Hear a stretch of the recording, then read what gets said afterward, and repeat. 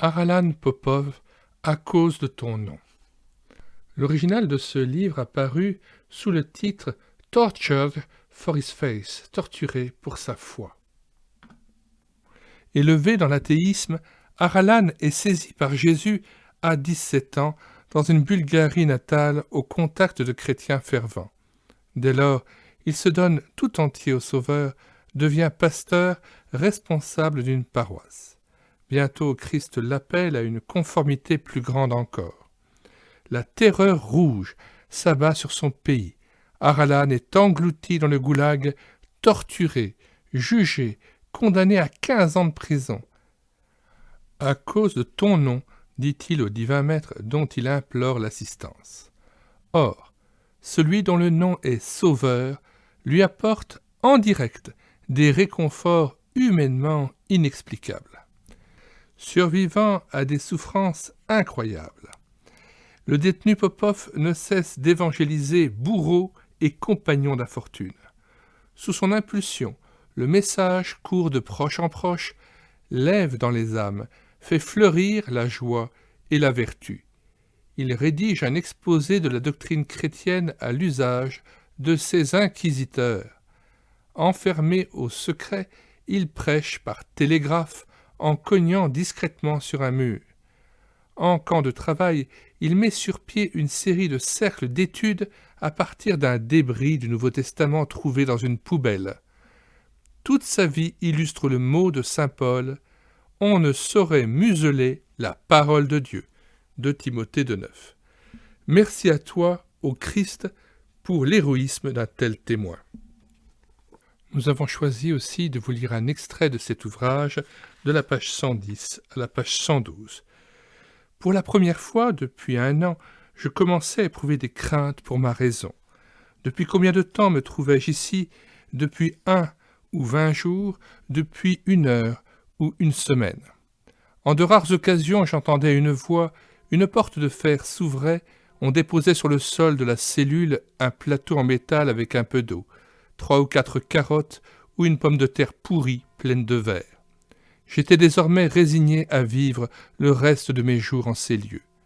Mon esprit avait accepté ces circonstances.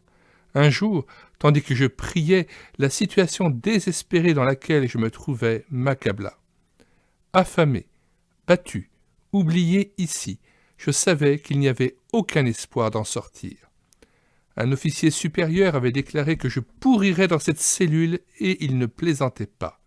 Mes yeux se remplirent de larmes. Depuis des semaines, j'étais dans cette situation. « Ô Dieu, soupirai-je. Il se produisit alors quelque chose d'inouï. Une faible lueur se mit à briller, et j'eus l'impression qu'un souffle chaud envahissait la cellule et enveloppait mon corps affaibli et affamé. Je sentis des bras puissants m'entourer et me bercer, les bras de Christ lui-même.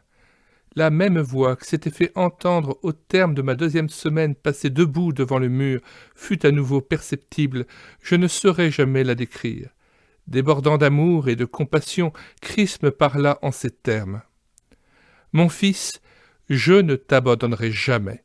Mes bras t'entourent et ils te communiqueront consolation et force nouvelle. » Des larmes inondèrent mon visage tandis que Christ m'étreignait ainsi. Je sais que certains lecteurs taxeront cette expérience de fanatisme, mais au point où j'en étais arrivé, au bord du désespoir et de la folie, Christ me faisait savoir que bien que je sois enfermé dans une cellule noire au sein des entrailles de la terre, il ne m'oubliait pas.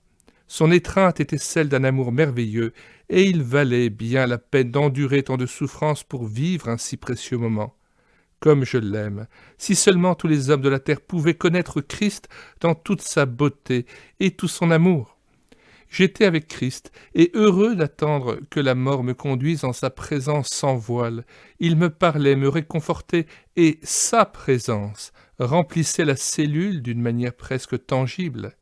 Il me tenait les mains dans les siennes, il avait été habitué à la souffrance et il partageait la douleur de ses enfants.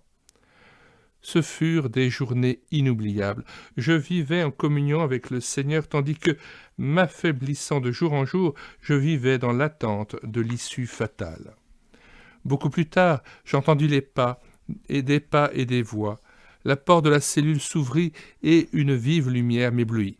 « Popov, sors, viens et suis-nous !» Je pouvais à peine bouger à force d'être resté si longtemps dans la même position. Tantôt les gardes me portèrent, tantôt ils me traînèrent et me poussèrent pour me faire gravir l'escalier. Lorsque j'aperçus la faible lumière des cellules du rez-de-chaussée, mes yeux ne purent pas même la supporter, tant ils avaient été habitués à l'obscurité totale. Je me retrouvai dans la cellule que j'avais occupée avant cette expérience. Je demandai au détenu qui l'occupait quelle était la date. J'avais vécu 35 jours dans la cellule souterraine et n'en serais jamais sorti si l'officier qui avait déclaré que j'y pourrirais n'avait été muté.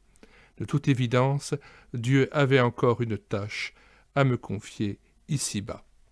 Fin de la lecture de l'extrait de ce pasteur extrêmement courageux, mis à l'épreuve de manière assez exceptionnelle et qui a supporté un très grand nombre de fruits par la persévérance en la foi et grâce à l'assistance de l'Esprit Saint et de Christ en personne. Nous mettons donc le plan de cet ouvrage dans les commentaires de cette vidéo, ainsi que le lien direct d'accès au site internet de la librairie CLC, où ce livre est encore à vendre, où plus de 10 exemplaires sont encore en stock pour le prix de 9 €. Nous vous disons bonsoir à tous et à bientôt.